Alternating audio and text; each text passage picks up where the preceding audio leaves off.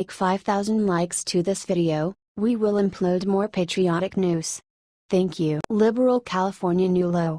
Look who California is suing for $54 billion. This is insane. On numerous occasions, we are stunned at the idiocy of California officials. In any case, they continue getting more ridiculous.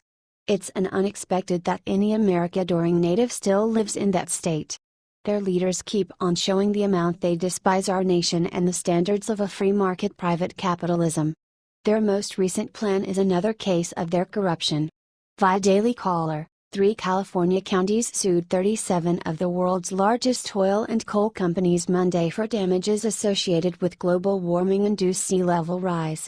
Marin County, San Mateo County and Imperial Beach filed separate, but virtually identical, lawsuits claiming that oil companies bear responsibility for the sea level rise harming in the coastal counties.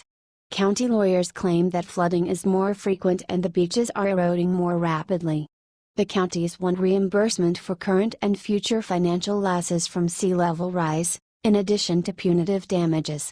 The plaintiffs do not set a specific number for damages, but estimate they will need a minimum of $54 billion in the coming decades. In order to prove their case, the counties will have to find a specific connection between harm from global warming and the actions of each energy company. Additionally, they will have to show that the issue cannot be handled by government regulations, which they'll never have the capacity to demonstrate. Climate alarmists keep on claiming the Earth is getting hotter. Yet, in spite of alleged diagrams and charts recommending this, they can't demonstrate it is the consequence of man-made industries. How might you demonstrate that oil and coal organizations are adding to climate change? How might you even demonstrate the sea levels are rising? Climate alarmists, and California administrators, are referring to defective data from motion pictures and exposed investigations to push their cases. It's difficult to demonstrate viable that these industries are causing an Earth-wide temperature boost or rising ocean levels. These claims are a sham. A misuse of citizen cash and the court's chance. Yet, that has never halted the cerebrum-dead liberals of California sometime recently. They will push this issue, even to the detriment of American occupations, lives, and prosperity. What do you think about this? Do not hesitate and write your thoughts in the comment section below. Thank you for reading. H.T. The Daily Caller.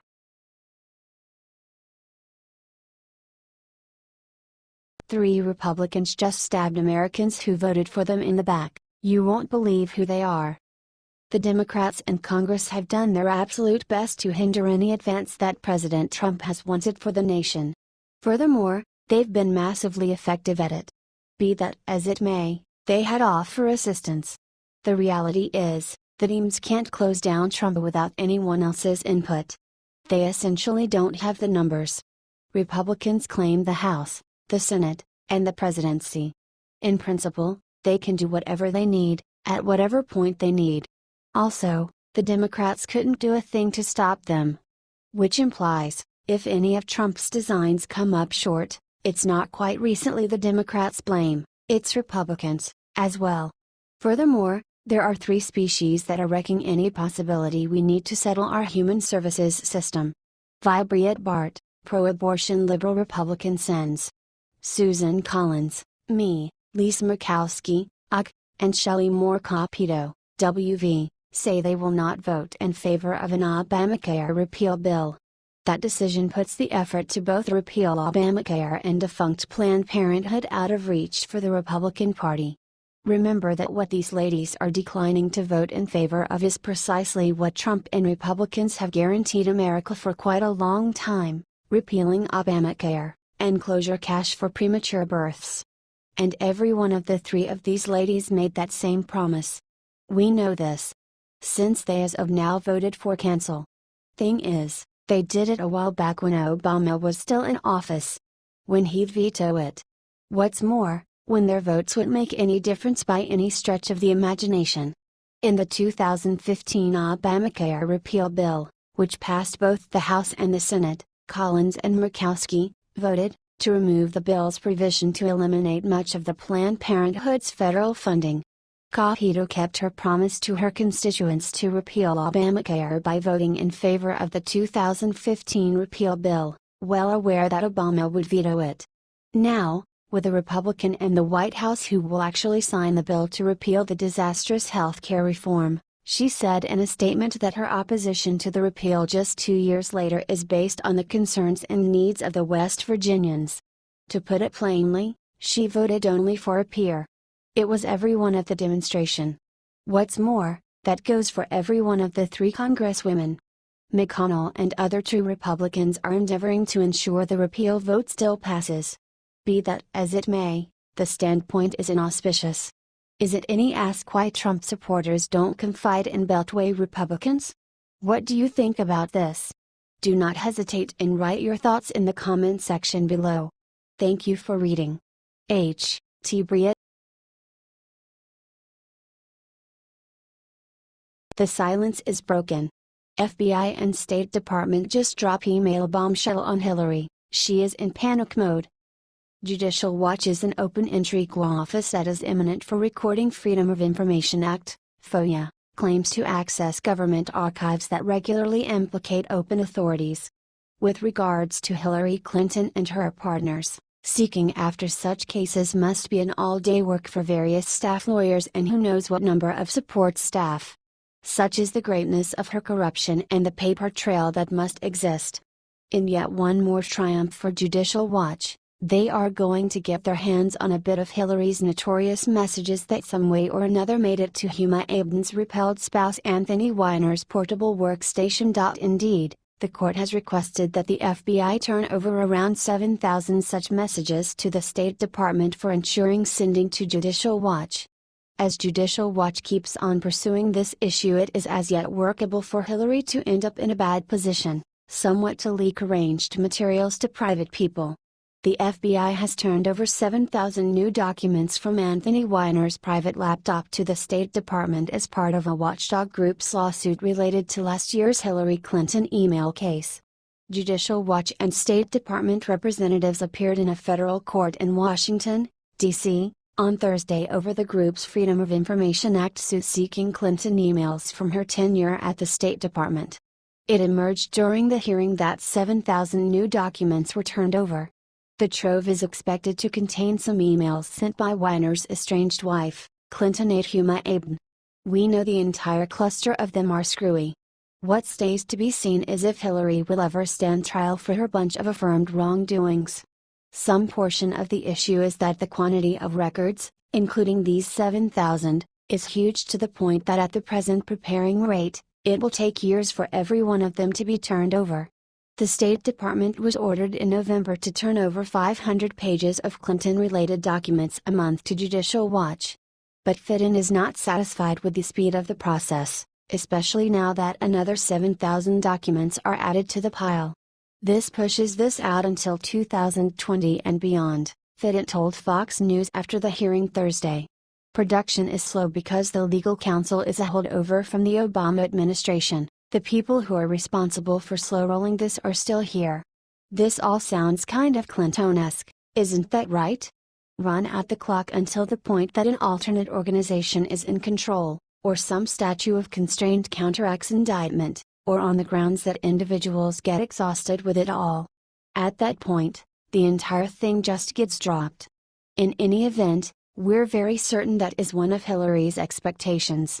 Maybe the forceful lawyers at Judicial Watch will safeguard that this argument against Hillary doesn't simply decay and vanish from the national awareness. What do you think about this? Do not hesitate and write your thoughts in the comment section below. Thank you for reading. H. T. Fox News.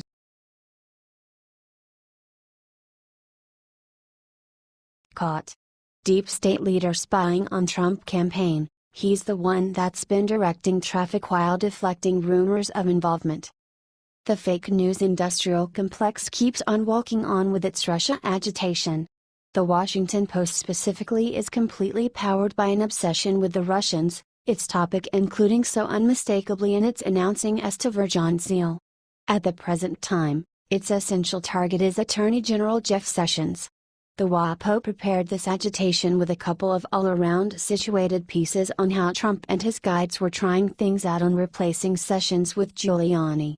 The truth of the matter is that this story was the seed, and the forthcoming story of arrangement amongst Sessions and the Russians was to be the nurturing water to the paranoid fear. Since they've neglected to get a dependable balance, it's presently up to Mueller and the deep state to keep leaking goodies of data increased through illicitly gotten unmasked NSA metadata. With the admission of significantly all the more condemning data that these discussions amongst Sessions and Russian agents were recorded, it appears to be far-fetched that the Republicans should burrow exceptionally far before reaching one stunning decision about who is behind this unmasking outrage: Barack Hussein Obama. Via the Gateway Pundit, Fake News WAPO dropped another deep state leak Friday afternoon to squeeze up the Russian hysteria as they claim AG Jeff Sessions spoke to a Russian envoy twice during the 2016 presidential elections. Russian envoy Sergei Kislyak's accounts of two conversations with Jeff Sessions, who was at the time a senator from Alabama, were intercepted by U.S. spy agencies, according to WAPO. This is just another proof that Obama was spying on and unmasking GOP lawmakers during the 2016 presidential election. According to the Huffington Post, a Russian ambassador to Washington told his superiors in Moscow that he discussed issues related to the campaign, including policy issues important to Moscow, with Jeff Sessions during the 2016 presidential race, contrary to public assertions by the embattled Attorney General, according to two current and former U.S. officials. Ambassador Sergei Kislyak accounts of two conversations with Sessions, then a top foreign policy advisor to Republican candidate Donald Trump, were intercepted by U.S. spy agencies, which monitor communications of senior Russian officials both in the United States and in Russia. Sessions initially failed to disclose his contacts with Kislyak and then said that the meetings were not about the Trump campaign. As TGP previously reported, the Attorney General Jeff Sessions addressed the Senate Intelligence Committee on June. Sessions told the committee that any claims that he was involved with Russia in the campaign was appalling and detestable lie. The Washington Post is unfortunate. They are demonstrating how implanted they are in the Democrat slave trade by jousting with the Trump staff members over an issue that ought to be a prosecution of the Obama organization. Over and over again, these fake news outlets are so centered around Trump hurling a bit of paper out the auto window when the Obama organization was dumping poisonous waste into the Potomac. On the off chance that an appropriate and genuine examination ever gets in progress in reference to this unmasking scandal, it's presumable that toadies will get the fault. Which makes one wonder, if Obama presently can't seem to do anything incorrectly, how horrible of a president would he say he was that almost everyone of the general population under his organization carried out violations without him ever notwithstanding taking note? Goes against rationale or credibility. What do you think about this? Do not hesitate and write your thoughts in the comment section below. Thank you for reading. The Gateway.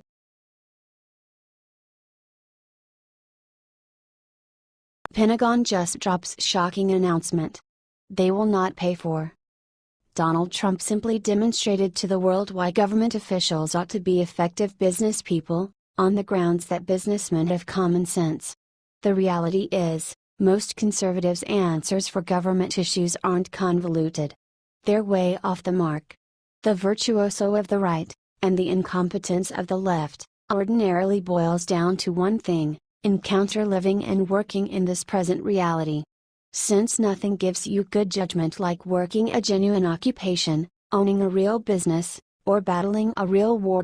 Which conveys me to the present exquisite conservative's answer for an administration issue: are your wartime partners doing their offer of the work?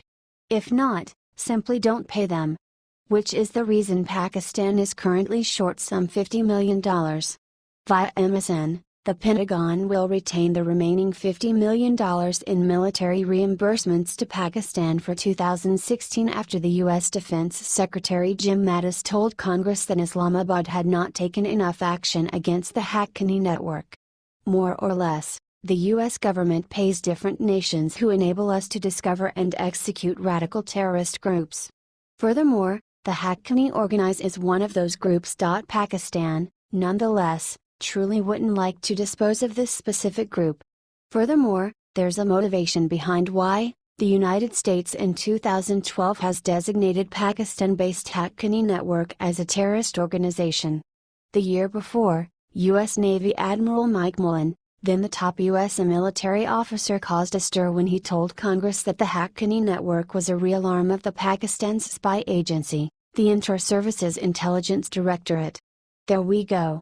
Pakistan, to put it plainly, has been keeping an eye on and affecting its neighbor Afghanistan, and utilizing the Haqqani system to do it. In any case, utilizing fear-based oppressors to enable you to spy isn't awesome for you in case you should be executing the terrorists. What's more, Trump's answer?